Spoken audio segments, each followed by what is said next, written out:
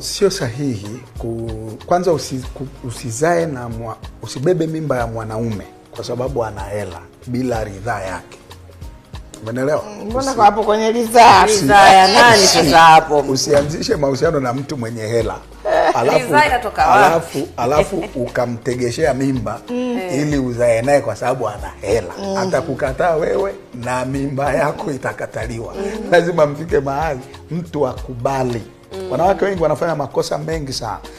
Anafikiri nimtegeshee huyu mwanaume mimba ili kwa sababu ana hela zake, atakukataa huyo mwanaume na hiyo mimba ataikataa. Wanaelewa kitu?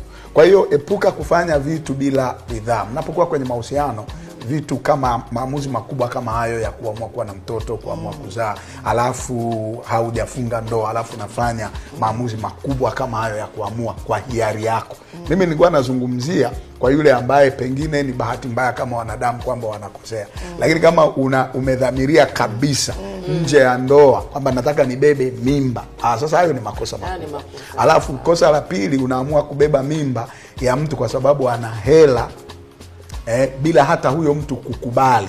Unaamua tu kwa sababu unajua akiona nina mimba. Ziko kesi nyingi sana za wanawake ambao walikuwa wanapendwa vizuri, wana mahusiano mazuri, lakini aliposema tu nina mimba, mambo yote yakaribikia.